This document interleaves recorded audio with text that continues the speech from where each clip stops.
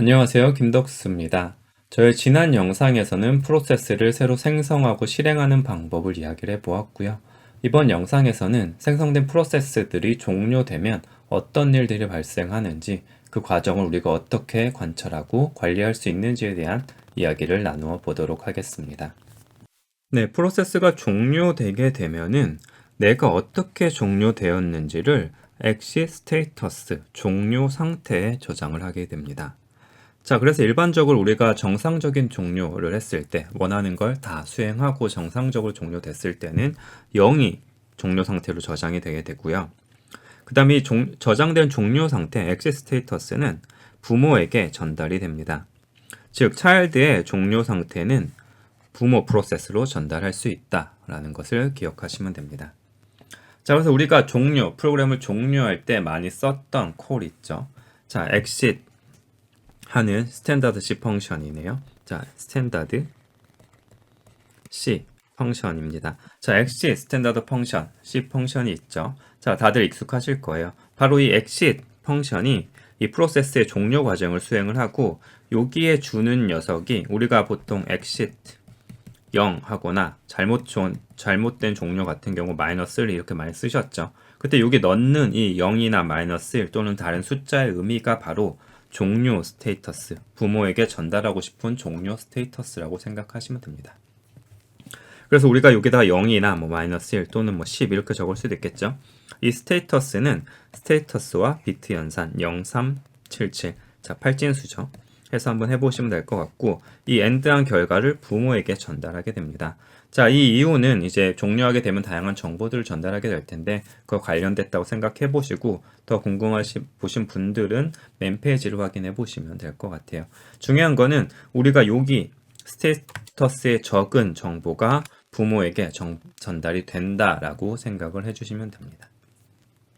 자, 그래서 우리 exit 펑션 그동안 어떤 의미인지 모르고 썼을 수 있지만 그 의미를 이제 알 수 있을 것 같습니다. 자, 그래서 프로세스가 종료되는 과정을 조금 더 살펴보도록 하죠.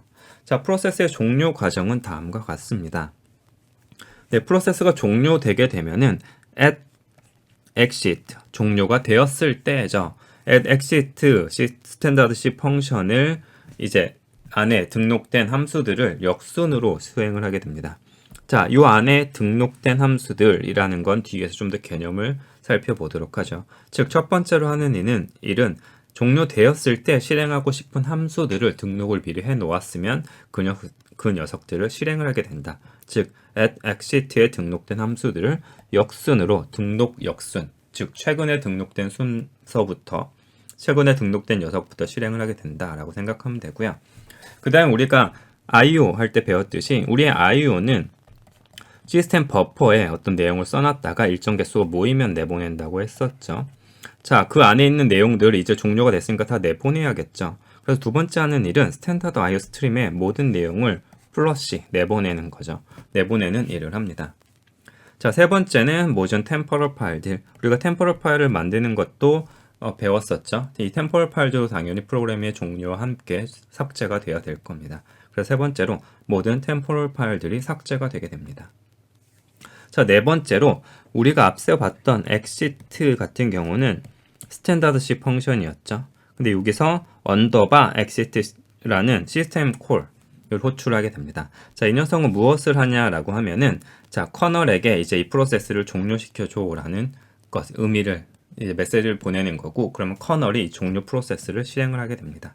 즉, 그 안에서 어떤 일을 하는가 보면은 사용 중이죠. 파일 디스크립터. 여기 파일을 열어놨으면 다 닫아야겠죠. 파일 디스크립터들을 닫고요.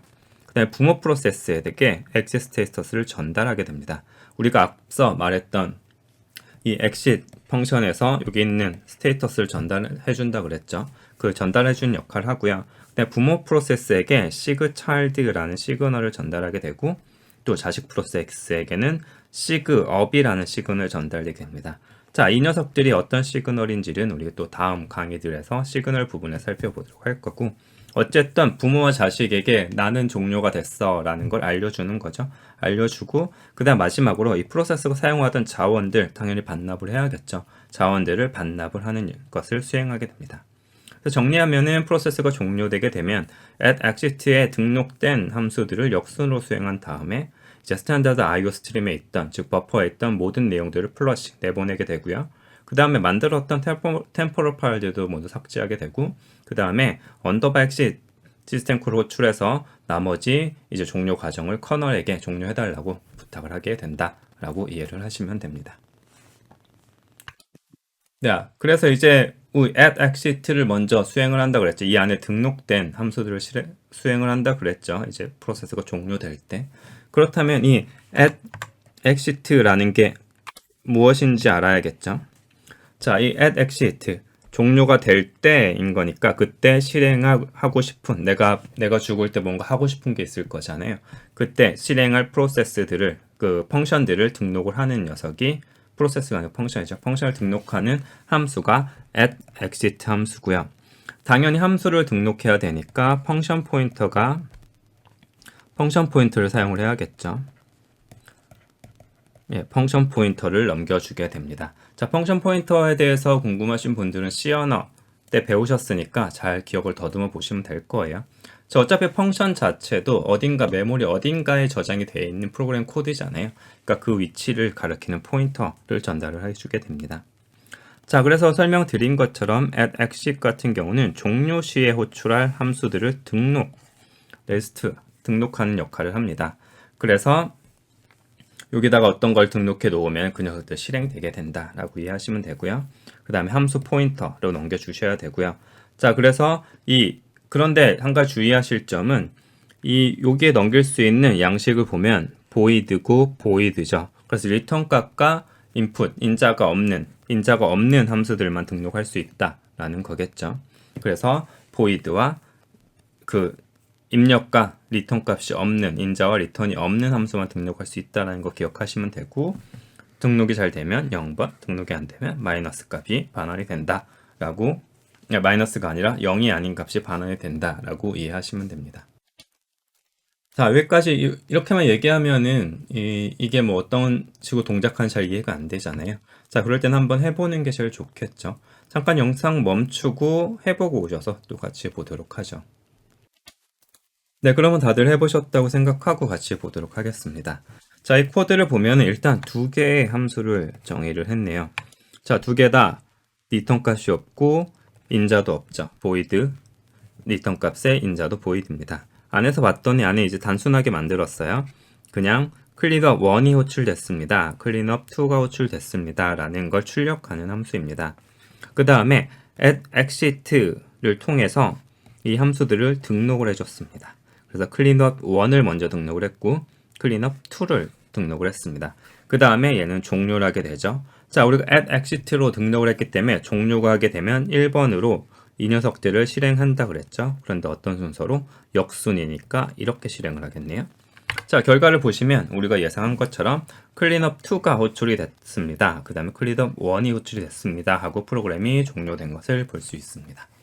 자, 이렇게 우리가 우리의 프로그램 종료될 때 뭔가 하고 싶을 때, 뭔가 흔적을 남기고 싶을 때도 있을 거고, 뭔가 하고 싶은 일들이 있겠죠. 그럴 때 사용할 수 있는 게 at exit 함수입니다. 자, 여기까지가 우리가 프로세스가 종료될 때 어떤 작업들이 일어나게 되는지, 우리가 그동안 써왔던 exit 콜이, 이 exit 펑션이 어떤 역할을 하는지 그 세부 과정들을 살펴보았고요. 그 다음에 우리가 종료될 때 뭔가 마무리 작업을 하고 싶을 때 사용할 수 있는 at exit 펑션도 한번 살펴보았습니다.